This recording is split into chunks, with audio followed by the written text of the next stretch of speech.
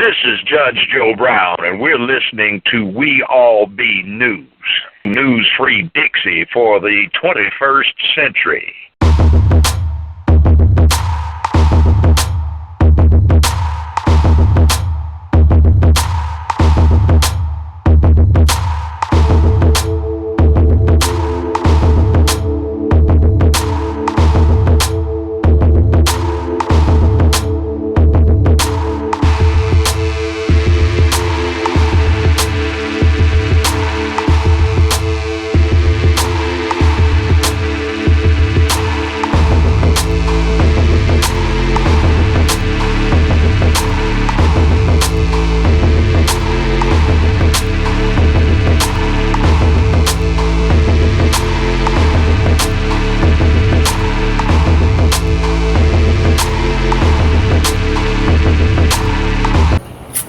So I want to ask y'all, so y'all native South Carolinians. Yeah. So what's y'all thoughts about what's going on right now in y'all part of the country? I mean, you got North Charleston, and you got Charleston, you got Walter Scott, and you got what happened in Mother Emanuel. So I want to get y'all thoughts from native perspective.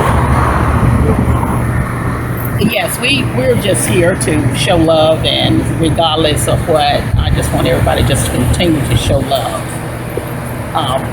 We can't let what happened just, take us out. We just want to continue to show love for one another, no matter what race or whatever.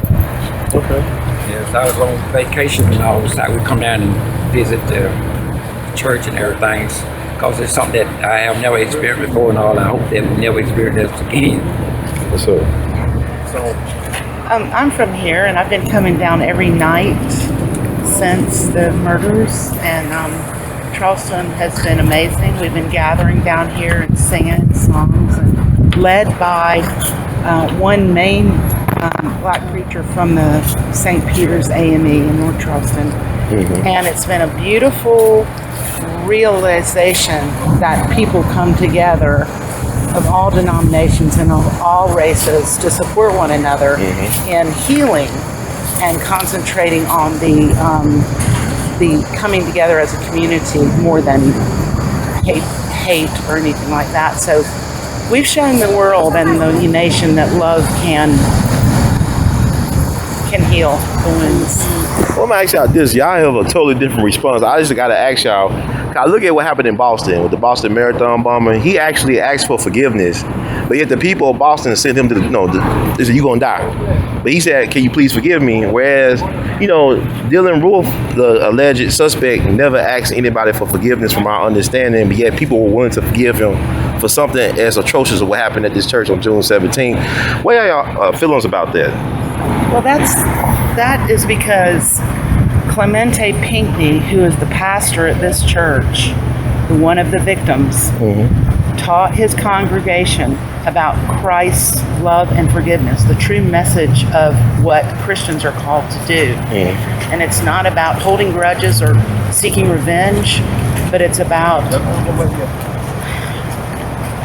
realizing that the only way to true peace is through Christ's love, forgiveness, and mercy.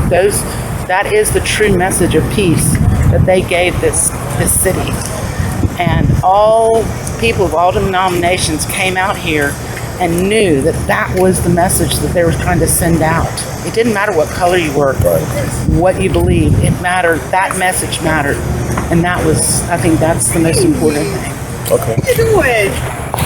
To me, on that point of view, that I think that it's forgiveness. I feel like that the minister of the church had taught his congregation about love, and I feel like that's why the family members were able to forgive the shooter that did those killing and everything. So that's something that we should always learn for forgiveness, because God say that we have to forgive. He forgive us, each and every day of our life, and so that we got to learn how to forgive too, like open our heart. Yes, I'm just so proud of Minister Pinckney that he taught his congregation the way that he did, and because of the way that God showed himself through Minister Pinckney, I feel like his people knew how to forgive. And like the other people have been saying, we're going to have to learn to forgive too on our everyday walk of life. not through anything like this, but just on every day, when people do us wrong or whatever, we got to learn to forgive too. And I'm just a believer that God, He knows everything, and He is the judge. We can't be the judge. He is the judge. He'll be the final judge. But you don't think the people of Boston got good reason to be upset or angry with the guy who allegedly did the Boston bombing? Are their reactions justified as well too? Is it understandable that they be upset and angry? Oh yes. It's understandable that man can become angry, but we, in time, I feel like God will heal. But it's natural for us to be angry when things happen to our relatives, to our friends, or whomever, maybe people we don't even know, because we know it's wrong. But yes, it's natural to be angry. But we have to, put God first and let Him heal. He heals the heart. Okay. You want to add to that? Or? Well, I just, we've been hearing messages about Martin Luther King for the last several years, especially since Obama's taken office. A lot of the Martin Luther King messages have been coming about, and he specifically said that violence does not cure violence. Hate does not cure hate. Overcoming the wounds of society, of the injuries towards us, has to be done within the heart. Cleansing and love within the heart. And it's forgiveness. It's about allowing yourself to be forgiven, and then forgiving those who have injured you, so that you can be set free from this burden of hatred that keeps perpetuating in our country, which will not heal the wounds. So we gotta look each other in the eye and ask the question: do you hate me because I'm white? And you ask me the same. Do you hate me because I'm black? And we should answer those questions honestly. And, connect at the heart. Because I can't blame any race or culture for the wounds of my ancestors. I cannot blame. If we did, it would be unending destruction. See what I'm saying? But we need to connect and heal through another dialogue, instead of seeking revenge on any level, because that will never heal wounds. Well, actually, I'm glad you brought that up, because I'm thinking about the history of this church, for example. One of its founders was hanged July the 2nd, 1822, for allegedly planning an insurrection against a system that... Denmark Vesey. Right. They couldn't say his name for a couple of days until some people, I guess local people, got on TV and said his name. But even his name is not up there. But what I'm saying is, this church was also burned to the ground. It's been a victim of white supremacy terrorism for generations upon generations. Can you make the case then for reparations, just based on the history of this church alone? Should the folks be compensated for the hell they have caught in this system from a financial point of view? Not an entire history. No, the reparation right now in the immediate present is because the community came together. They saw the love within this congregation, and they saw that they were not vindictive or hearts of revenge. They were wanting to deal with this through their God and Savior, Christ. Therefore, the community heard that message, and they saw that they wanted to help these people in every way that they could. That's why the money started flowing in. Well, let me ask you this then. I understand what you're saying, Dad, but this church is similar. This is the oldest black church in the South. Yeah. It's been attacked several times for several generations by a system of white supremacy racism, a system that endorses and produces hate. So what I'm saying is, like, even the government on Friday after the massacre happened, they cut the victim's family a check for $29 million.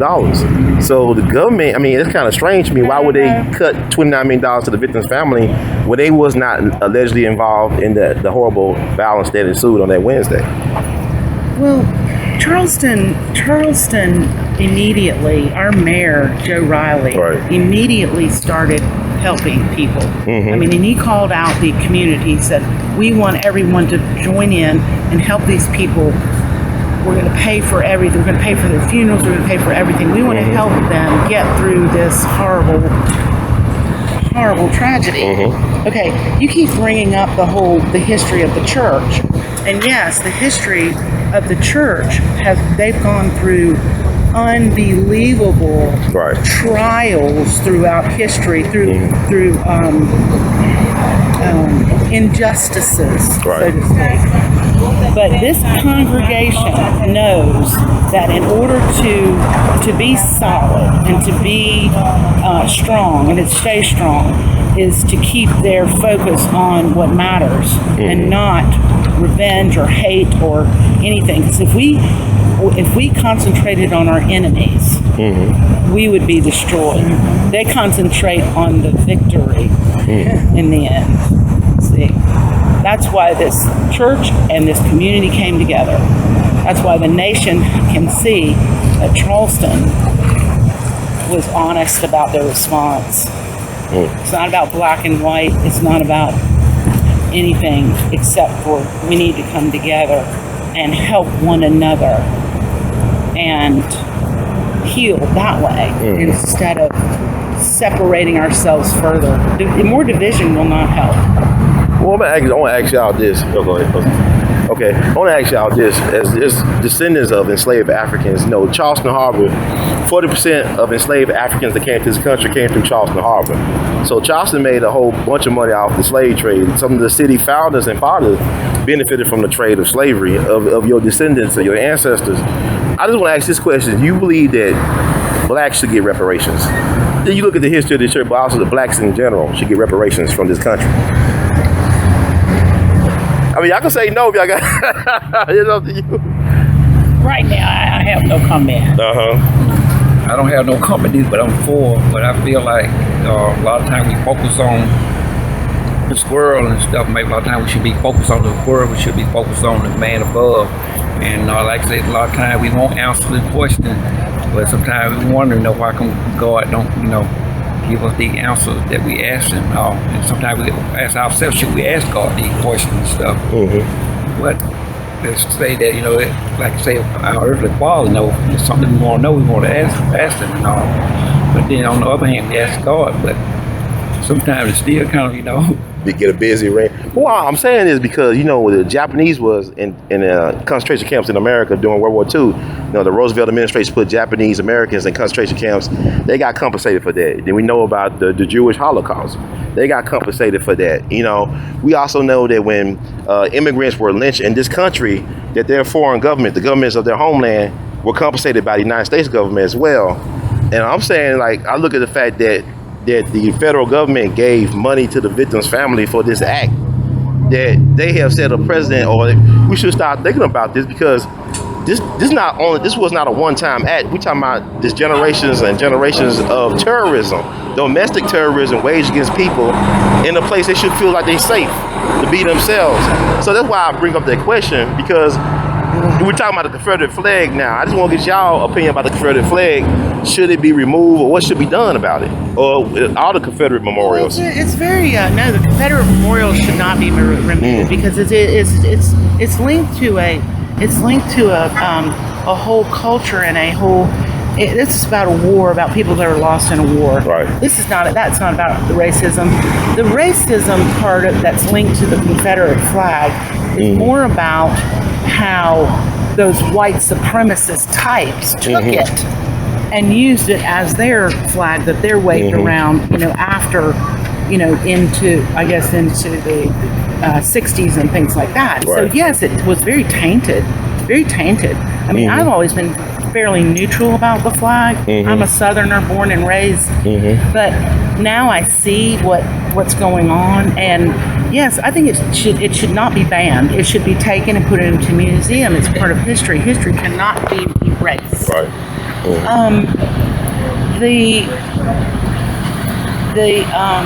The black people in the South, this is the interesting thing that I have to say, is that Southerners in general, blacks and whites together, we've grown together. We've grown up together. We have evolved together. on some level because we never left the South. See what I'm saying? Generations and generations stayed in the South. They didn't leave and go to other places. They stayed here. So we have a culture, a unique culture in this country that I love being a Southerner. Do y'all? Oh, yes. I love my Southern black and white people. We got a good thing going on. I'm telling you, we have grown together, and that's something the rest of the country doesn't understand. But as far as golly, reparations, man. I tell you what, should I go back to Europe and try to get reparations for the torture that my ancestors were put through? The reason why we came to this country in the 1630s. That's when my people came here in the 1630s to get away from oppression. I'm talking torture, and it was financial. It was economic. It was famine, everything, and it was all because of governments, corrupt governments. That's why I just hope that the black and white populace of this country can see that this is not about race. This is about corruption within the government and how they use different segments of society to benefit from or to keep aside or to keep. And I would look at that today also. I just think that in large, the black population can maybe question this blind faith in their government leaders and start questioning that, because as a white person, I don't vote for somebody because they're white. I vote for them because they're competent, because they have integrity, and they have the values that I believe in. So I'm not a white-only person. I will vote for anybody of any color who has the same values that I have. And I say the black community of this country needs to examine that and start looking at that more instead of having blind faith in government officials, because that's where corruption starts to breed, when we close our eyes to what our leaders are doing. And then because our country was based on the ability to question them and to vote them out or to question what they're doing. And that's where I hope that people wake up to that fact. That you don't have to have blind faith in your leaders, that you can question what's going on. Okay, that's good. Well, I want to all that. You can answer whatever. I'm not really focusing on the flag in itself. If I had my choice, I feel like all mankind need to have a Jesus flag hanging. Okay. That's what I focus on. Well, what color would Jesus be on the flag?